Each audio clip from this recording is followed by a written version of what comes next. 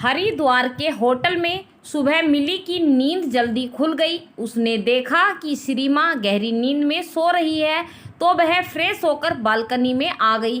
Balcony में संजय को खड़ा देख मिली ने पूछा, क्या आपको रात में नींद नहीं आई? डॉक्टर संजय, आई थी पर सुबह जरा जल्दी आँख खुल गई तो यहाँ आकर खड़ा हो गया। ओहो, बाहर बड़ी अच्छी हवा चल रही है। डॉक्टर मिली, मैं कल के लिए सच में बहुत शर्मिंदा हूँ। आप इतना गिल्टी फील ना करें। डॉक्टर संजय, इंसान की कुछ भावनाएं ऐसी होती हैं जिनके बस में वह आ ही जाता है और फिर उसका अपनी दिव्यांगत पत्नी और बेटी के प्रति ऐसा लगाव यह बताता है कि आप एक बहुत अच्छे और संवेदनशील इंसान हैं। मिली ने मुस्कुराते हुए कहा, लेकिन मुझे अपनी भावनाओं के बस में आने के साथ साथ यह भी ख्याल रखना चाहिए था कि मेरे साथ आप और बच्चे भी हैं। यह सुनकर मिली हल्के से हंस पड़ी और बोली, शायद आपने सोचा नहीं होगा कि आपके लिए हम सब इतने परेशान होंगे, इसलिए अब आपको बुरा लग रहा है। हाँ, यह सच है। मुझे ऐसा लगता है कि एलेना और मेरी बेटी के बाद इस दुनिया में मेरी इतनी फिक्र करने वाला कोई नहीं है। इतनी फिक्र करने वाले आपके पेरेंट्स हैं। डॉक्टर संजय और श्री और दक्ष भी आपको बहुत प्यार करते हैं। ओह, और आप डॉक्टर मिली? मैं ठीक से पता नहीं, शायद एक अच्छे दोस्त के लिए मन में चिंता हो रही थी और मैं आपको ढूंढने जल्दी बोलकर अपनी बात पूरी की और कहा, आज ऋषिकेश चलते हैं, वहाँ रिवर राफ्टिंग करेंगे। River rafting, I love this. बच्चे उठ जाए तो जल्दी से रेडी होकर चलते हैं। रिवर राफ्टिंग की बात सुनकर संजय काफ़ी खुश हो गया। हरिद्वार पहुंचकर ईशान ने मिली को ढूंढने का अभियान शुरू किया। वह जिस होटल में आकर रुका था उसका ऑनर राघव शर्मा उसके कॉलेज के समय का फ्रेंड था। ईशान ने उस होटल में पहुंचकर अपने फ्रेंड राघव शर्मा को कॉल किया।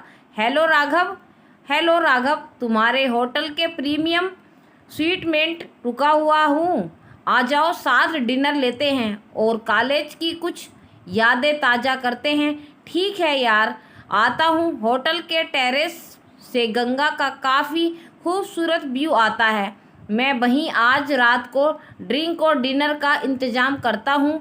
ठीक है, ऐसा कह ईशान ने कॉल काट कर दिया और रात में जिस समय मिली संजय की खोज में हरिद्वार में भटक रही थी और संजय हर की पौड़ी पर बैठा अपनी पत्नी और बेटी के लिए रो रहा था, उस समय ईशान राघव के साथ होटल के टेरेस पर वोदका की बोतल खोल रहा बैठा शराब और डिनर का लुत्फ उठा रहा था।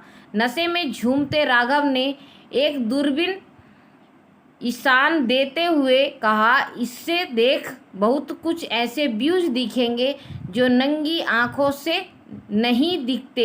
ईशान ने दूरबीन आंखों पर लगाकर चारों तरफ देखना शुरू किया। हर की पौड़ी पर उसे किसी की साया सी दिखाई दी जो चुपचाप बैठा था और वह संजय था। ईशान ने उसे देख हंसते हुए कहा, यार राघव, वह देख, शायद वहाँ बैठा कोई अपनी महबूबा का इंतज़ार कर रहा है। छोड़ यार, ऐसे लोगों को देखने में मेरी कोई दिलचस्पी नहीं।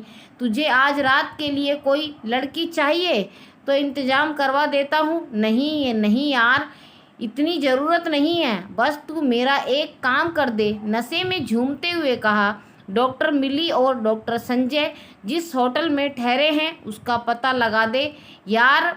अब वे मजारा क्या है, अब इन दो कौड़ी के टूपिस्ट डॉक्टर के चक्कर में क्यों पड़ रहा है यार, बस कुछ पुराना हिसाब किताब चुकता करना है, इसलिए ठीक है, मैं अपने असिस्टेंट को बोल देता हूँ, कल शाम तक हरिद्वार के सारे होटल्स में रुके टूरिस्ट की लिस्ट तुम्हारे हाथ में होगी।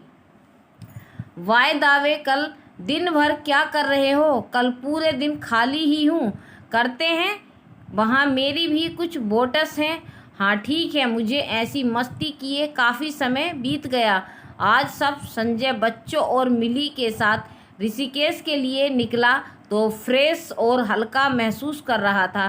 रिवर राफ्टिंग के लिए वे सब जब ऋषिकेश के प्रसिद्ध शिवपुरी घाट पर पहुंचे तो वहां मौजूद एक टूरिज्म कंपनी के ऑनर सुरजीत ने कहा, माफ़ करें सर, आप लोग इतने छोटे बच्चों को लेकर राफ्टिंग के लिए नहीं जा सकते। ओ यस, मैं भी यही सोच रहा था, हम राफ्टिंग कैंसिल करते हैं। संजय ने कहा, नो सर, बच्चों के लिए हमारे पास फुल केयरिंग नर्सरी है जिसकी फीस देकर आप उन्हें वहां छोड़ सकते हैं और आप मैम के साथ राफ्टिंग के लिए जा सकते हैं। कंपनी ऑनर सुरजीत ने कहा, हम दोनों पहले आपकी नर्सरी देखेंगे, फिर बच्चों को वहां छोड़ने का फैसला करेंगे।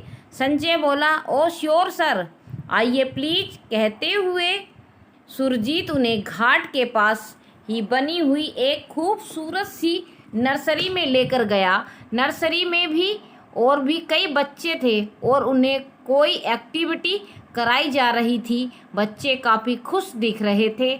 मिली ने आंखों के इशारों से बच्चों को नर्सरी में छोड़ने की सहमति संजय को दे दी और कुछ देर के बाद संजय और मिली लाइफ जैकेट पहनकर राफ्टिंग के लिए तैयार हो चुके थे। संजय ने एक पूरी बोट रिजर्व की और बोट को चलाने के लिए 2 मल्लाहों को हायर किया।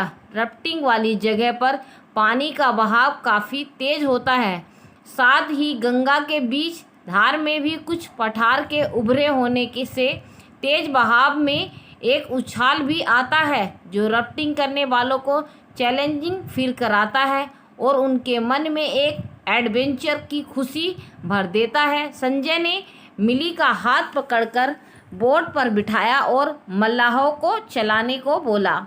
मिली का हाथ पकड़े हुए संजय और दोनों को बच्चों के बिना बोट पर साथ बैठकर जाते देख ईशान ने देख लिया। वह भी उसी समय शिवपुरी घाट पर राफ्टिंग के लिए पहुंचा था। यह देखते ही उसके तन बदन में आग लग गई और उसने अपने दोस्त राघव को कहा, यार जल्दी चल, हमें उस बोट के साथ चलना होगा।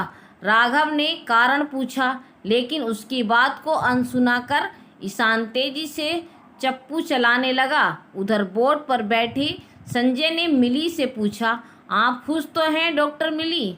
मिली ने हंसते हुए कहा, हाँ। और तभी गंगा का बहाव अचानक और अधिक तेज हो गया और मिली और संजय का बोट बहाव की धार में तेजी से आगे बढ़ते हुए एक उभरे हुए चट्टान से जा टकराया।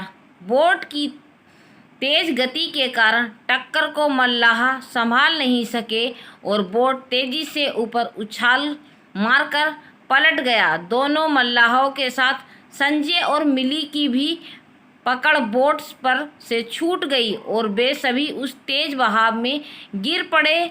लाइफ जैकेट के बावजूद तेजी से उछलकर गिरने के कारण मिली और संजय पानी की गहराइयों में डूबते चले गए।